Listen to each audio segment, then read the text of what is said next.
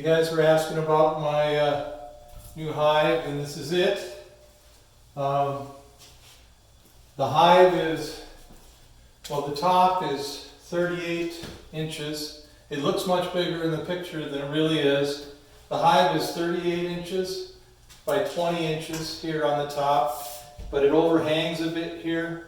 So it's about 36 by 18 on the hive itself. The big difference is, like with the traditional beehives, you had to stack hives, brood box, super, take them off in the winter, pull the honey out of the super and put it, do all these different things. This is so much more simplistic that it can be really handled by anybody. It's not a physical demanding thing at all. So I'm going to take the cover off here, and then I will adjust that camera so that you can see inside.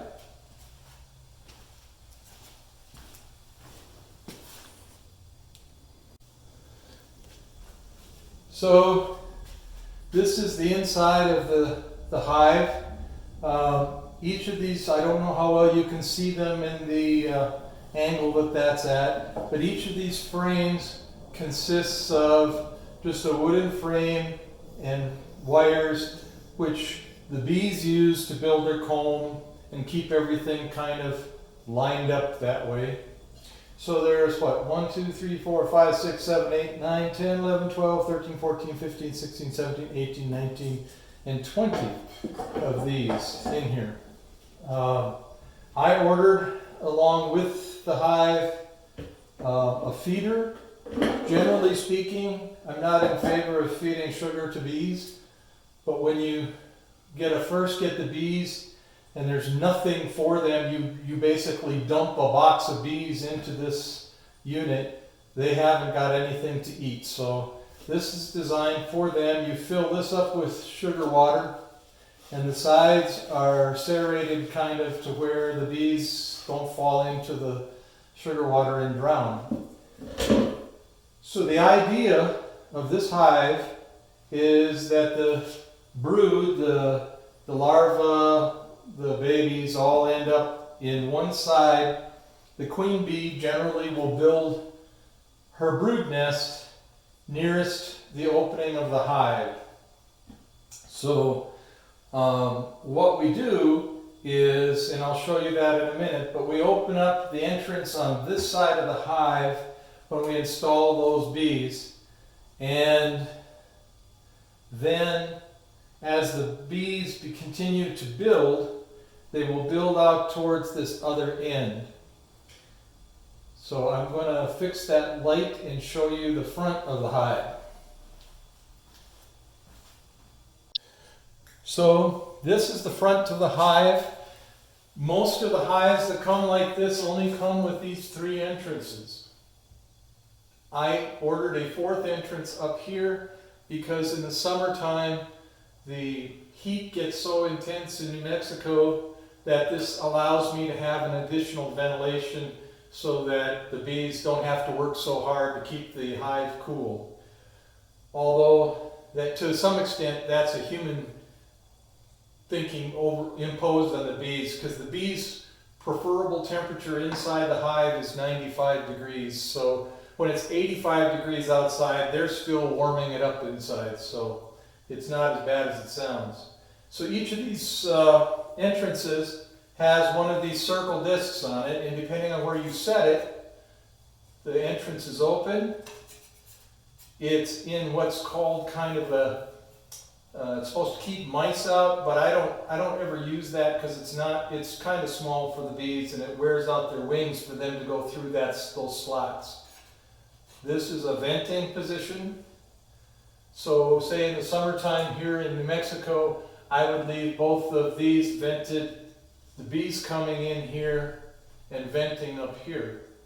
So if the bees coming in here, the queen is going to build her nest over here. She will generally build, again, closest to the entrance. and the honey gets built as farther away from the entrance. So the process throughout the year would be, in spring, we pull back the frames to, say, 6 or 7 frames over here for the queen and the brood. And as the bees bring in honey, we add more frames along the way. So what we also have here is what they call a foul board. And so what happens is, if I want the hive to be,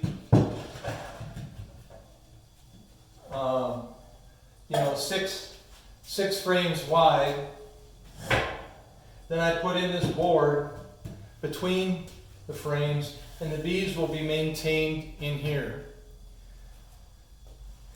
The real advantage to this hive versus other hives is the most you would ever have to lift at one time is one of these frames.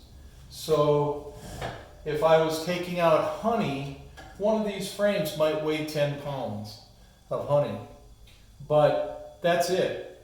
Other than that, I don't have to lift any big crates or boxes or do anything else. The other thing is that when I take the top off this hive, there's no bees.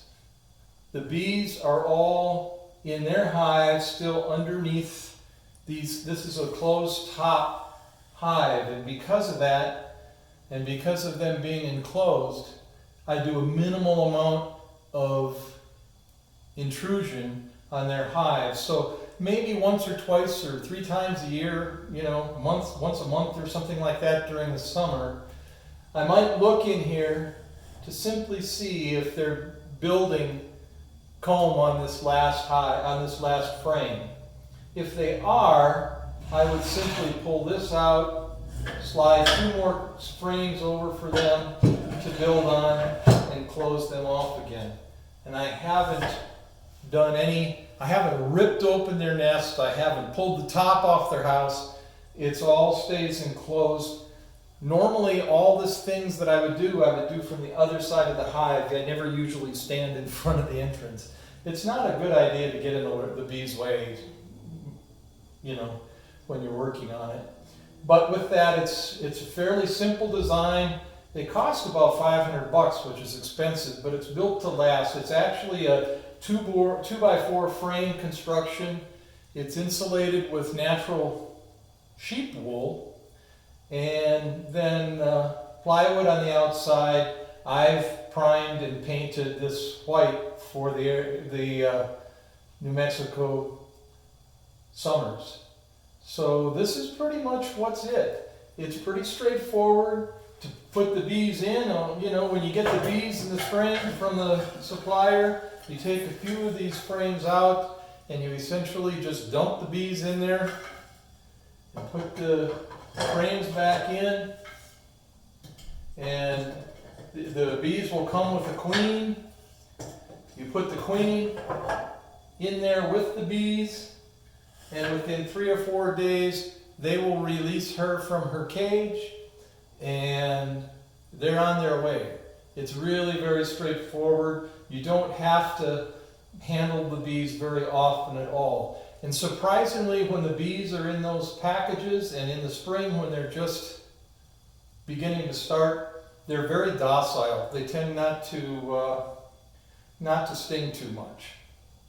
So that's pretty much it. That's as simple, I think, as you get. There's no major lifting, no hard work to it. The process is really in the fall. Let's start from the fall now. If I was running this hive, I would take all the extra honey out down to whatever the bees need for the winter, which is usually 6 or 8 frames down here.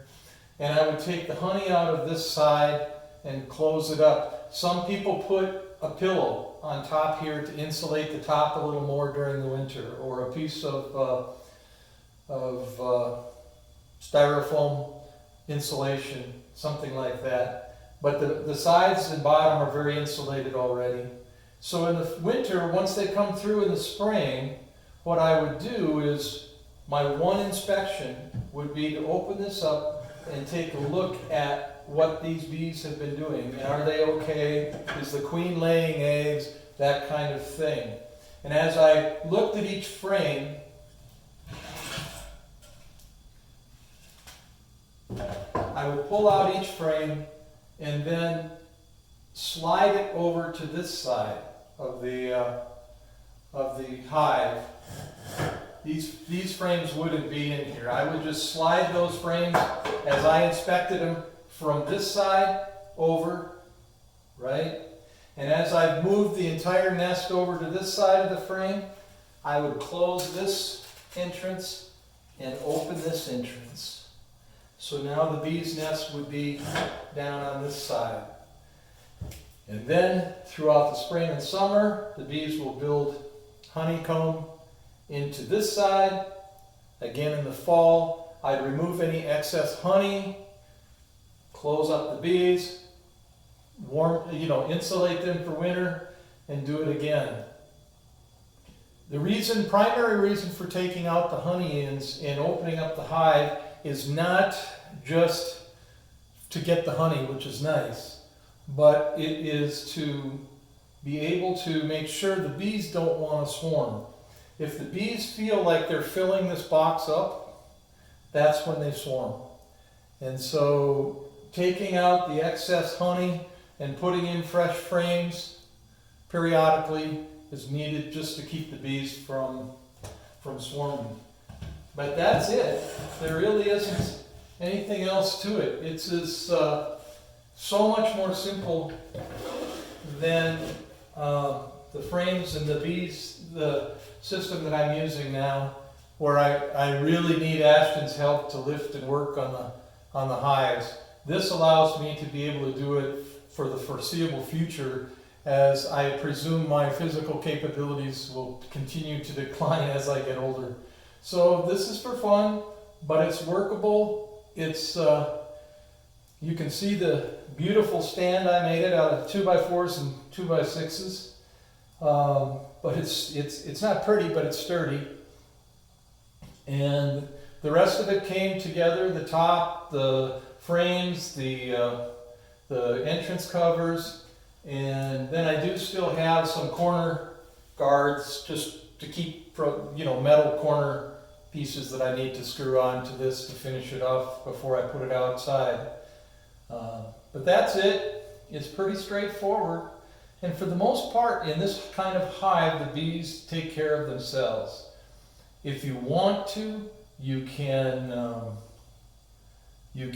treat them for the varroa mites and things that are in hives now. A lot of people that use this type of hive don't treat for those. They let nature take its course. And if you get a good line of bees, and there's quite a few of them around the country that are starting to raise bees that seem to be able to handle the varroa mites naturally, then you can pretty much let the hive stay organic all year round. So that's it. I hope it was interesting. Again, it's here on the hive side, it's 36 by 18 and 38 by 20 across the top.